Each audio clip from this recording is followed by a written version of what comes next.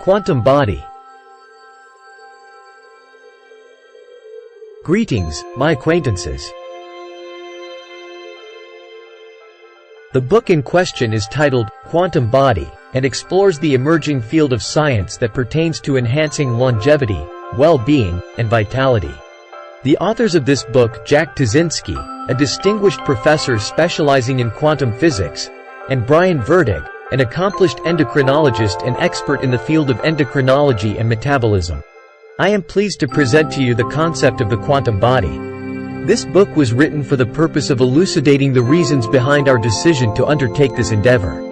Before proceeding, I would want to provide a brief overview of the concepts related to quantum consciousness, quantum mind, quantum body, and quantum world. The user's text does not provide any information or context. I would want to assert that this book is likely to be highly attractive to individuals without specialized knowledge in the field, as well as to those with a keen interest in quantum consciousness. There exists a considerable number of scientists within the mainstream scientific community who may express dissatisfaction with the content, quantum healing. The concepts of quantum consciousness, quantum mind, quantum body, and quantum healing tend to elicit dismissive reactions and eye-rolling from these scientists. Many individuals express skepticism towards non-physicists discussing quantum mechanics, particularly in relation to concepts such as quantum mysticism, which encompasses the interplay between the quantum mind, quantum body, and quantum universe. This skepticism often manifests in eye-rolling behavior, as they perceive such discussions as encroaching upon their domain. This discourse aims to present a rationale for seeing the quantum model as the most suitable framework for understanding the relationship between the mind and body.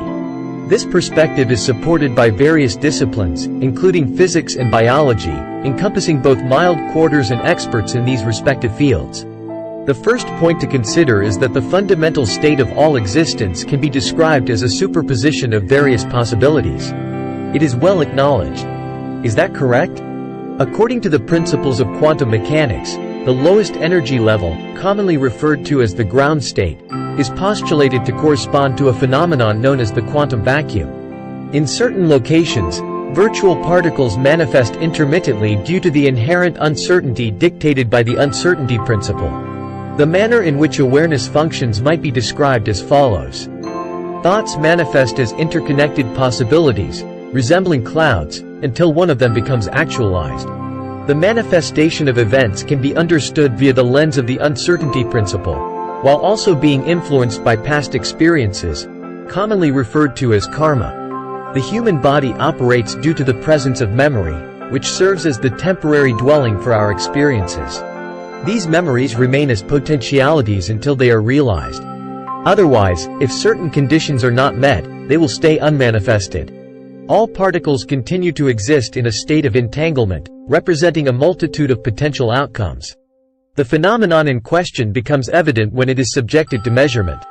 Secondly, it is important to note that all of our perceptual activity, sensations, images, feelings, and ideas can be understood as qualia, which live in a state of entanglement, similar to the way particles exist in entanglement. When the word mother is uttered, it can be considered both a cognitive thinking and an emotional experience.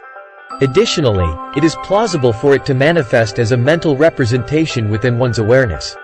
The utterance of a single word has the power to evoke a profound emotional response and convey a complete narrative.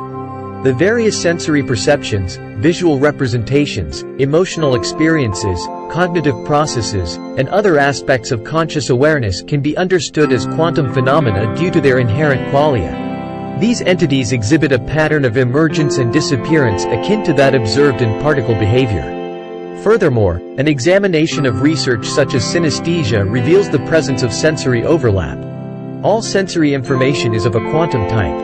The manifestation of thoughts, sensations, perceptions, and feelings is believed to be driven by a form of intentionality, indicating a desire to comprehend and undergo certain experiences. As previously mentioned, the aforementioned determination is governed by the uncertainty principle, analogous to Schrödinger's wave equation. Various factors, including modes of knowing and human observation, play a significant role in shaping our perception and influencing the things we perceive. Can this phenomenon be classified as a wave? Can this be classified as a particle? An experimental procedure involving the creation of a wave-like motion is conducted. The response received has a wave-like pattern. I would like to conduct an experiment involving particles. One receives a response that resembles that of a particle. Prior to it, it might be argued that they are identical. Schrödinger's equation is a mathematical formulation that pertains to the probabilistic nature of occurrences in space-time, specifically in relation to conscious and unconscious intentions. Moreover, it is important to note that quantum fluctuations manifest themselves as spatial occurrences and events within the realm of consciousness. These fluctuations can be seen as a collection of sensory experiences, mental images, emotional states, and cognitive processes. The nature of the mind can be understood within a quantum framework, as can the concept of consciousness. The human body that we perceive and interact with is subject to constant change, including many sensations, images, feelings, and ideas. Consequently, it can be argued that the physical body we experience is inherently quantum in nature. If one considers the aforementioned proposition to be rational, it becomes evident that a comprehensive reassessment of our scientific paradigm is imperative. The prevailing perspective in the scientific community is characterized by reductionism. Significant challenges are typically dissected into smaller, more feasible components, a practice that is also observed in the field of quantum mechanics. There is a prevailing idea that as the level of granularity increases, a solution becomes increasingly accurate in its understanding of reality. The fundamental approach in scientific inquiry involves the collecting of data and the underlying premise that each occurrence can be deconstructed into information, measurement, and data acquisition. Moreover, it is important to note that information can be conceptualized as a form of memory. Upon the provision of knowledge, I develop a fondness for you. The diagnosis indicates the presence of cancer. The stock market had a decline, resulting in a complete loss of your financial assets. You are an individual of exceptional qualities whom I have had the pleasure of encountering. The provided content, whether regarded as information or perceived as such, is shared with the intention of contributing to one's knowledge base. It is important to note that upon receiving this information, an individual's metabolism undergoes an immediate alteration. The metabolic rate you possess appears to operate at a quantum level. I recall an incident where I inadvertently informed a patient of their cancer diagnosis, observing an immediate alteration in their metabolic activity. Subsequently, a little interval transpired, during which I expressed my regret by uttering the phrase, "I apologize." The action taken was an error. The individual responsible for the aforementioned action was a different person, and their metabolic rate underwent an immediate alteration. Metabolism is rapidly altered by external stimuli. Information can be understood as a product of memory.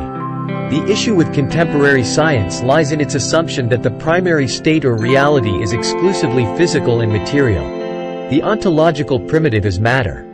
The inadequacy of naive realism has led to a shift towards the utilization of complex mathematical models in contemporary physics, which no longer rely solely on empirical evidence.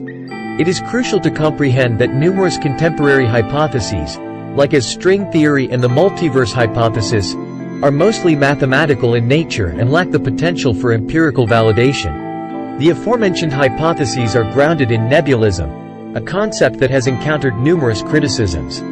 I will now proceed to outline a selection of these arguments.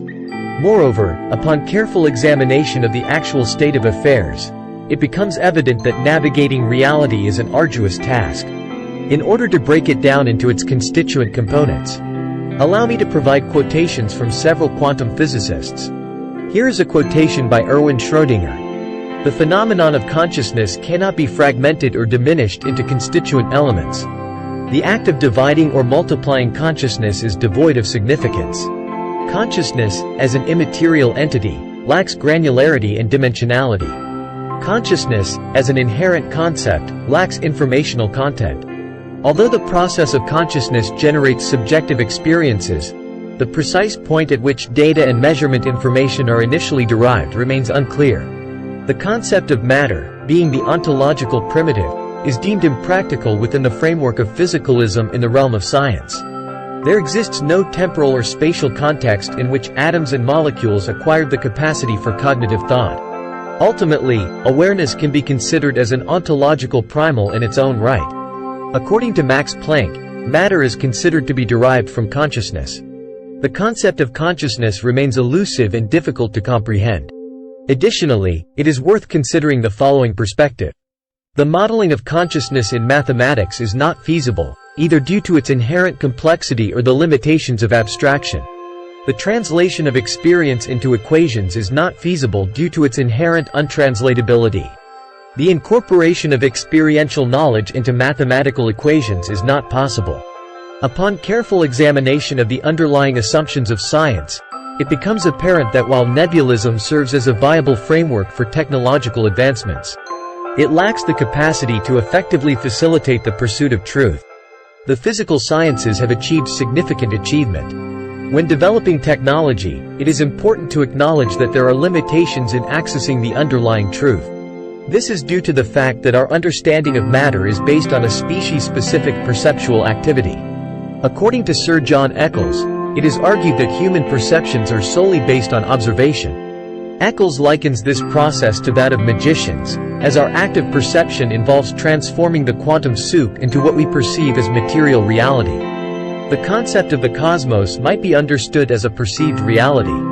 In the absence of observation, it is challenging to establish the existence of a phenomenon from a standpoint that is universally objective. The concept of matter as an assumption of naive realism was refuted by quantum physics over a century ago. According to Werner Heisenberg, the atoms or elementary particles possess a lack of inherent reality. They constitute a realm characterized by various potentialities or possibilities, as opposed to a realm consisting solely of tangible entities. Here is a more quotation. The current understanding posits that our universe exhibits a participatory nature, wherein it is responsive not just to quantum measurement and the observer effect, but also to the direct influence of human experience. Greetings, esteemed Heisenberg. The phenomenon we perceive is not an unmediated representation of nature, but rather nature as it is filtered via our chosen methodology of inquiry. The concept of being participatory suggests that the cosmos or reality, which is commonly perceived as an external entity, is intricately integrated into human consciousness. The phenomenon of subject-object split is absent. The concept of probability waves in quantum physics is analogous to the notion that subject and object exist in a state of superposition until the act of perception triggers their simultaneous manifestation. In each instance of observation, the act of observing and the emergence of observations occur concurrently. Ultimately, consciousness is unified and complete. The concept being discussed is that of an all-encompassing and incomprehensible entity, from which all of our conceptions arise. The individual in question is Max Planck. I will now proceed to provide a direct quotation from the individual in question. The resolution of nature's ultimate enigma eludes scientific inquiry due to the inherent connection between humanity and the natural world. As constituents of nature, we are inherently entwined within the enigmatic realm we endeavor to unravel. Many of these questions have been addressed. The quantum body is explored in conjunction with a range of activities, reflections, and meditations. This study aims to provide a comprehensive understanding of longevity, health span, and healing by offering valuable perspectives and observations. I kindly request your consideration in reading the book or pre-ordering it. Thanks for watching. If you like this video, please hit the like and subscribe button.